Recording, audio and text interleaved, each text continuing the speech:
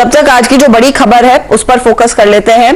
Date mutual fund निवेशकों के लिए आज जोर का झटका लग सकता है। दरअसल टैक्सेशन से जुड़े बड़े बदलाव की तैयारी सरकार कर रही है।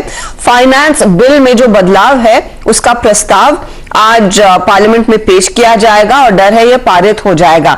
अब डर क्यों है? क्योंकि इस प्रस्ताव के मुताबिक डेट म्यूचुअल फंड के निवेशकों को लॉन्ग टर्म कैपिटल गेन्स का फायदा नहीं मिलेगा।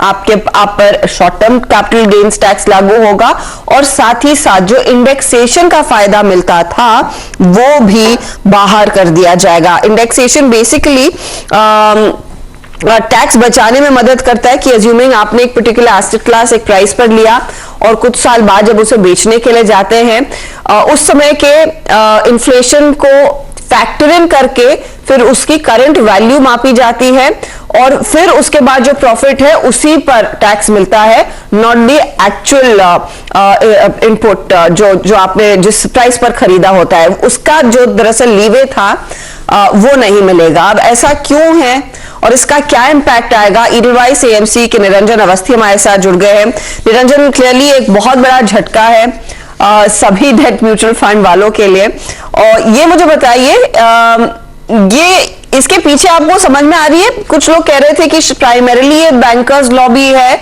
कि उनके हाथ में ज्यादा फंड्स आए, एफडी ज्यादा अट्रैक्टिव हो, बैंकों की लिक्विडिटी को सपोर्ट मिले, इसीलिए कदम शायद सरकार उठा रही है।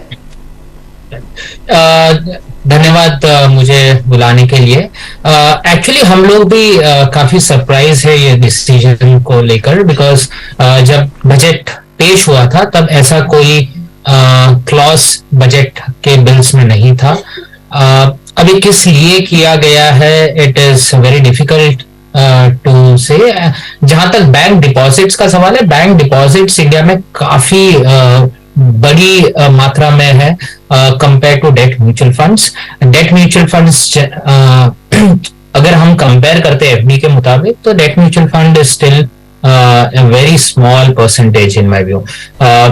हाँ, रीजंस हो सकते हैं but I think so one of the reasons could be कि जो टैक्स डिफरेंस था between FDs and various other instruments उसको न्यूट्रलाइज करने के लिए ये डिसीजन लिया गया होगा शायद से।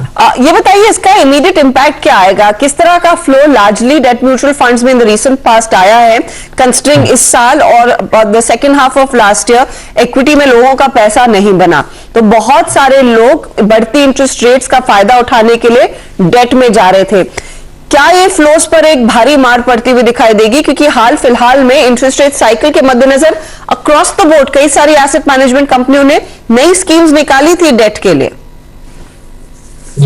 तो पिछले 2-3 सालों में हमने डेट में अच्छा इन्फ्लोज देखा था डेट म्यूचुअल फंड्स में, खासकर टारगेट मैच्योरिटी फंड्स जो भारत बॉन्ड जो गवर्नमेंट ऑफ इंडिया का प्रोग्राम है जो एनपीएस मैनेज करता है, इसमें काफी मात्रा में फ्लोज आया था।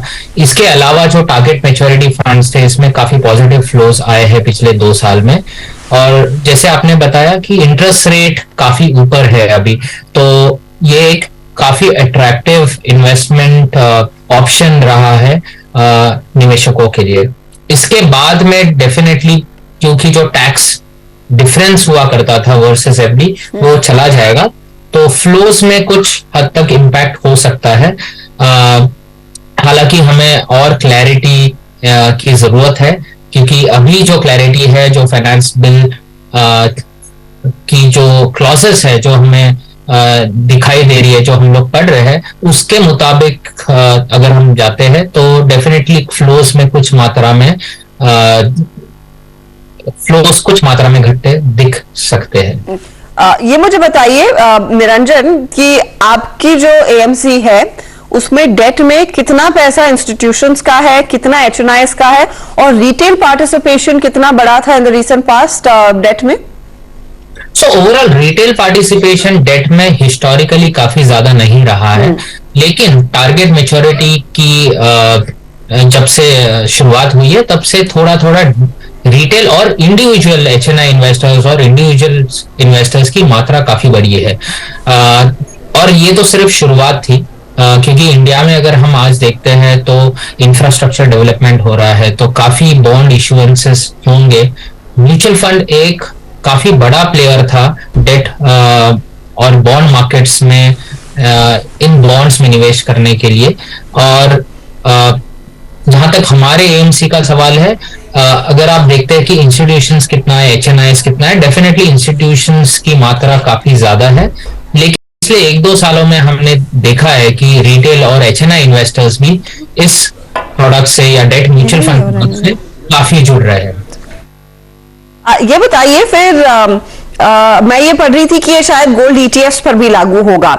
मेरा सवाल ये है, और स्पेशली क्योंकि आप लगातार टारगेट मैच्योरिटी फंड की बात कर रहे थे, ये एक इंस्ट्रूमेंट है जो आप लोगों ने हाल ही में लॉन्च किया और उसको एक अच्छा खासा रिस्पॉन्स मिल रहा था।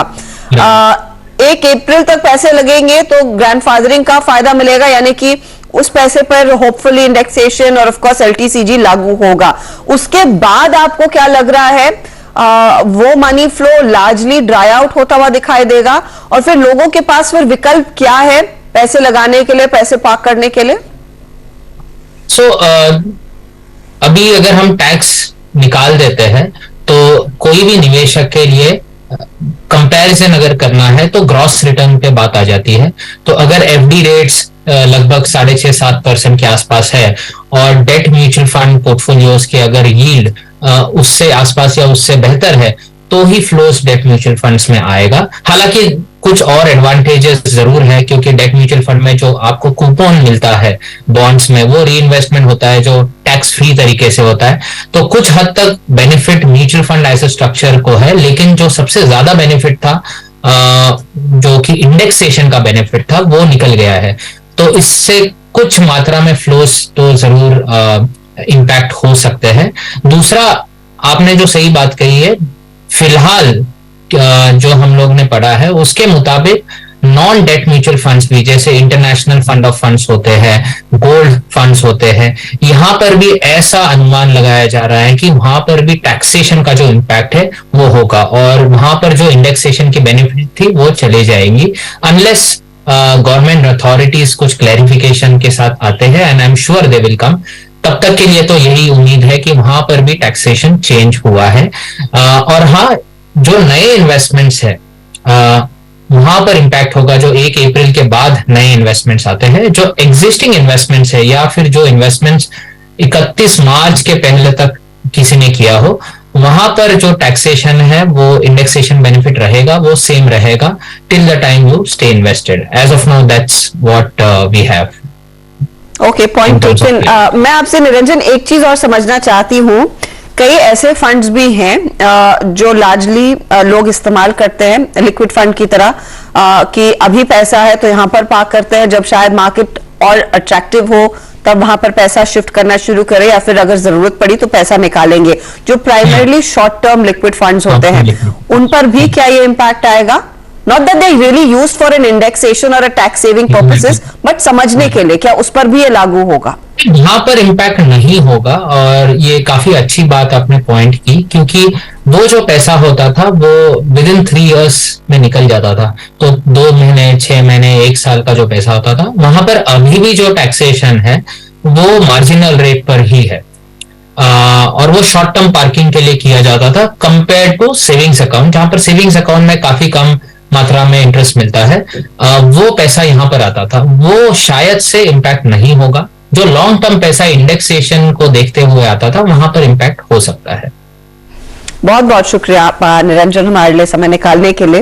तो अगर आप इस इंडेक्सेशन का बेसिकली फायदा उठाना चाहते हैं, आपके पास 6 दिन है आज से क्लियरली 1 अप्रैल तक। उसके बाद ना आपको इंडेक्सेशन का फायदा मिलेगा, ना वो एलटीसीजी का फायदा मिलेगा, और ये फिलहाल प्रस्ताव आज दरअसल पारित होने की संभावना है, जो फाइनेंस बिल में अमेंडमेंट है। इसीलिए हमने देखा है तमाम एएमसी कंपनियों में दबाव बनता हुआ दिखाई दिया है। बहुत बहुत शुक्रिया निरंजन, पूरी चीज समझाने के लिए और किन किन पर यह लागू होगा ये भी बताने के लिए। चले, वक्त हो रहा है एक ब्रेक का। ब्रेक के बाद पंकज का एक ट्रेड बाकी है, उस पर नजरें होंगी। आप बने रहिए सीबीसी आवाज के साथ।